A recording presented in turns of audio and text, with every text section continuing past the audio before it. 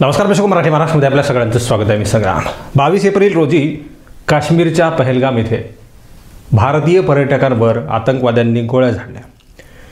या गोळ्याबारीमध्ये भारतातील 28 निरपराध पर्यटक दगावले. या पर्यटकांमध्ये पुरुषांना लक्ष्य करून मारण्यात आलं. याहीपेक्षा वेगळं की त्यांचा धर्म विचारून त्यांच्यावर गोळ्या झाडल्या असं प्रथमदर्शींनी अनुभव घेतलेल्या लोकांनी सांगितलेलं आहे. काही मृत पावलेल्या व्यक्तींच्या मुलाकडून सुद्धा अशाच प्रकारचे वक्तव्य आलेली आहेत की धर्म विचारून मारलं गेलं. काही लोकांना असं लाईननं उभं राहायला सांगितलं, मुस्लिम इकडून या आणि हिंदू इकडून या, अशा प्रकारचं स्टेटमेंट, अशा प्रकारचं आवाहन करण्यात आलं. त्यानंतर जे हिंदू आहेत त्यांच्यावर गोळ्या झाडण्यात आल्या. अशा प्रकारच्या बातम्या आम्ही पाहिलेल्या आहेत. माध्यमांच्या माध्यमातून ह्या सगळ्या गोष्टी आम्ही गेल्या अनेक दिवसांपासून पाहतोय. भारत सरकारनं या हल्ल्याच्या निषेधार्थ कठोर पावलं उचललेली आहेत आणि पाकिस्तानला जाणारं पाणी बंद आम्ही करत आहोत अशा प्रकारची घोषणा केली. वाघा बॉर्डर बंद करत आहोत असंही त्यांनी सांगितलं.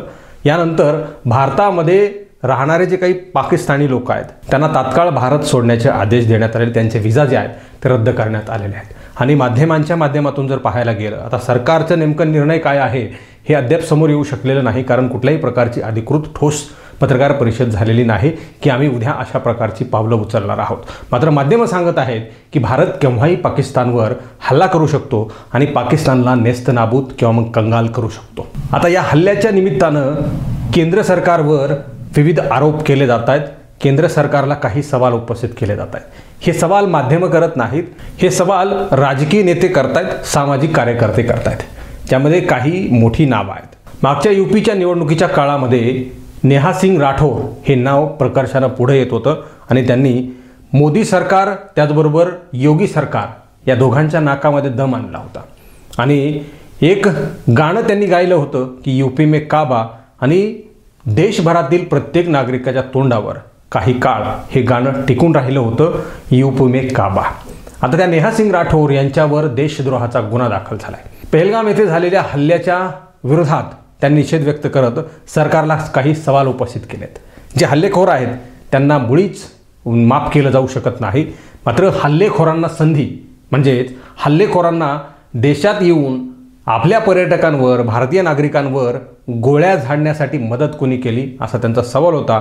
मदत म्हणजे काय, तर 200 किलोमीटर आतमध्ये येऊन, म्हणजे भारताच्या सीमेत येऊन, भारताच्या हद्दीत येऊन इथल्या पर्यटकांवर गोळीबार करणं हे सोपं नाही आहे, शक्य नाही आहे. आणि त्यांना आतमध्ये येत असताना कोणी का पाहिलं नाही, भारतीय सेना नेमकी काय करत होती, भारताच्या सेनांच्या लोकांना, तुकडीला किंवा मग प्रमुखांना हे सगळं का माहीत नव्हतं, केंद्रीय गृहमंत्री असलेल्या अमित शहा यांना का माहीत नव्हतं, मोदींना का माहीत नव्हतं, सेना दलाला का माहिती नव्हतं, असे एक ना अनेक सवाल नेहा सिंग राठोड यांनी गेल्या 5 दिवसांपासून उपस्थित करायला सुरुवात केलेली आहे. याच नेहा सिंग राठोड यांचे काही प्रश्न उचलून सोशल मीडियावर पाकिस्तानच्या एका चॅनलनं, त्या ठिकाणी IT सेल कंपनीनं ते व्हिडिओ सादर केला आणि त्यानंतर भारतानं कठोर पावलं उचललीत. नेहा सिंग राठोड यांच्या विरोधामध्ये देशद्रोहाचा गुन्हा दाखल करण्यात आलेला आहे. नेहा सिंग राठोड यांना कधीही अटक होऊ शकते.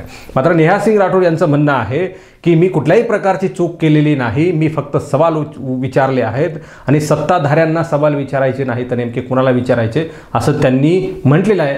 त्याचबरोबर जे भारतीय जनता पार्टी आणि केंद्र सरकारचे काही लोक मला देशद्रोही म्हणत आहेत त्यांना मी सांगू इच्छिते, मी त्यांना उत्तर देऊ इच्छिते की माझ्या घरातील 14 लोक हे देशसेवा देत असताना शहीद झालेले आहेत. माझा सख्खा भाऊ त्या ठिकाणी सेना दलामध्ये सुरक्षा रक्षक आहे. माझे 2 मामा मोठे सेना अधिकारी राहिलेले आहेत आणि ते मला देशद्रोही म्हणत असतील तर ते अत्यंत निंदनीय आहे असं त्यांनी म्हटलेलं आहे.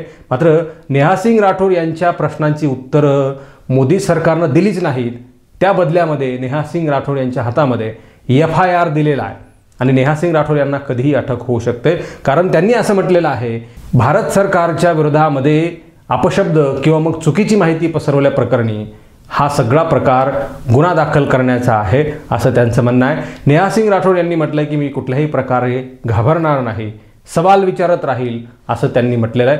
मात्र येणाऱ्या काळामध्ये नेहा सिंग राठोड यांना कधीही अटक होऊ शकते, कारण नरेंद्र मोदी सरकारनं मोठी पावलं उचलण्यास सुरुवात केलेली आहे. पाकिस्तानला सुद्धा सोडलं जाणार नाही असं त्यांनी म्हटलं आहे आणि म्हणून नेहा सिंग राठोड यांच्या प्रश्नांची उत्तरं दिली नाहीत. मात्र नेहा सिंग राठोड यांच्यावर कठोर कारवाई करण्याचे संकेत सध्या मिळत आहेत. त्यामुळे नेहा सिंग राठोड यांना कधीही अटक होऊ शकते. एवढंच मित्रांनो, या सगळ्या गोष्टीवर तुम्हाला काय वाटतं?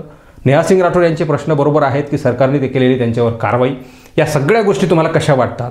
अतिरेकी आतमध्ये आले, हल्ले केले, गोळ्या झाडून निघून गेले, धर्म विचारून गोळीबार केला, या सगळ्या गोष्टींकडे तुम्ही कसं पाहताय? तुम्हाला काय वाटतं या सगळ्या गोष्टीबद्दल? तुम्ही नक्की कॉमेंट सेक्शनमध्ये मराठी महाराष्ट्र कळवा. मराठी महाराष्ट्र चॅनलवर तुम्ही नवीन असाल तर तुम्हाला कृपया विनंती आहे की चॅनलला सबस्क्राईब करा, व्हिडिओ लाईक करा. तुम्हाला काही बोलायचं असेल तर मराठी महाराष्ट्र कॉमेंट सेक्शनमध्ये तुमचं मत नक्की नोंदवा.